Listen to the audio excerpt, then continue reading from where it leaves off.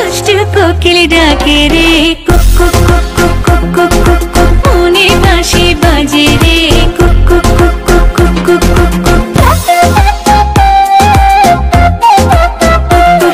Hello ভাই brother বোন sister, কেমন আছো সবাই? আশা করি সকলেই ভালো আছো। চলে এসেছি, অবশ্যই থাম্বনেইল দেখে বুঝতে পেরেছো, দুষ্টু কোকিল গানটা নিয়ে রিভিউ রিঅ্যাকশন করতে। বেশি দেরি করব না, চলো শুরু করা যাক।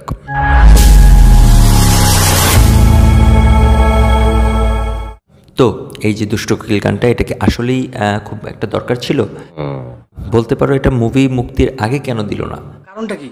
এখানে তুফান টিম একটু চালাকি করেছে, যেহেতু মুভিটা 28 জুন তারা ইন্টারন্যাশনালি মুক্তি দিচ্ছে, সেই জন্য হয়তো তারা গানটা রেখে দিয়েছিল এবং সিনেমা হলে যখন মুভিটা মুক্তি পায় এরপর যে ওরা ট্রেলার দিয়েছিল সেখান থেকে যেই ভাইবটা সৃষ্টি হয়েছে, সেই জন্য তারা আসলে একটা রিলিজ না দিয়ে আর থাকতে পারেনি, এরকম হতে পারে। অথবা তাদের এটা হয়তো আগে থেকে পূর্ব থেকে প্ল্যান ছিল, মুভি মুক্তির পরপরই তারা এই গানটা ছেড়ে দিবে। তবে হ্যাঁ, এখানে কিন্তু পুরো গানটা ছাড়া হয়নি, কিছু অংশ কাটছাট আছে, যারা হলে বসে দেখেছে তারা নিশ্চয়ই জানবে।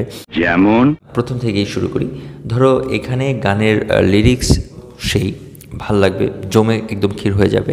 আর ব্যাপারটা হচ্ছে যে সেট ডিজাইন বলো, কস্টিউম ডিজাইন বলো, মিমির কিংবা সাকিবের, এখানে কোনো অংশে তোমার কাছে মনে হবে না যে এটা একটা বাংলা মুভির song.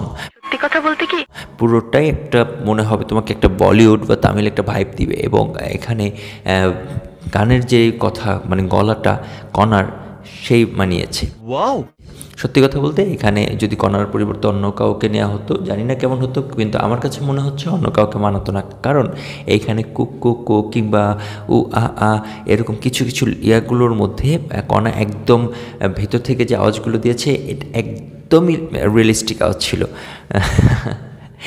You know what I mean, মানে কি বলবো, যাই হোক। প্রথমে শুরু হয় মিমির গান দিয়ে, মিমির ডান্স দিয়ে, তারপর হচ্ছে যেহেতু গানের নাম দুষ্টু কোকিল, দুষ্টু দুষ্টু কাপড় পরে চলে এসেছে মিমি আপু। এরপর সাকিব ভাই সে দুষ্টু পানি খেতে থাকে, একের পর এক দুষ্টু পানি শুধু নাড়াচাড়া দিচ্ছে, দুষ্টু পানি খাচ্ছে। সেখান থেকে পাশাপাশি মিমি দুষ্টু গানের সাথে দুষ্টু নাচ শুরু করে দিয়েছে।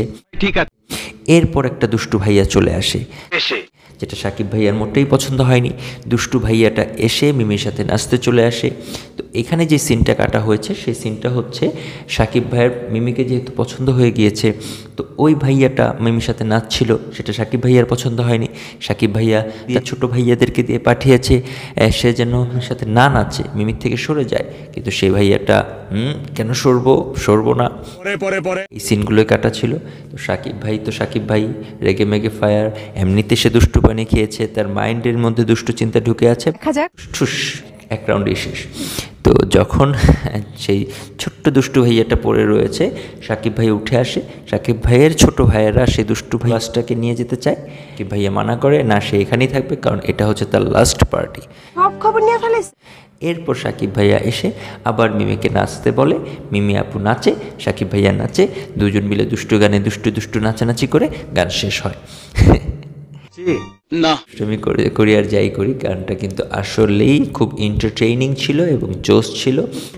তবে হ্যাঁ, যারা মুভির মধ্যে গানটা দেখবে তাদের জন্য এটা খুব ভালো একটা ভাইব দিবে, পার্টি সঙের জন্য এটা খুব ভালো একটা ভাইব দিবে। কারণ তোমরা অলরেডি জানো গানটা ভাইরাল, গানটা বের হওয়ার আগে, ফুল রিলিজের আগে কিন্তু গানটা টিকটক এবং রিলসে ব্যাপক পরিমাণ ভাইরাল। তো এখন ফুল গান চলে এসেছে, 8 ঘন্টার মধ্যে মানে 2 মিলিয়ন ভিউসের উপরে হয়ে গেছে। সুসংবাদ, আমি 2টা চ্যানেল মিলিয়ে আর কি। এই ছিল দুষ্টু কোকিল গানের রিভিউ রিঅ্যাকশন ভিডিও। সময় তো কম, আজকে আর বেশি বাড়াবো না। ভালো থাকো, সুস্থ থাকো, পরবর্তী ভিডিওতে আবার দেখা হবে। টাটা।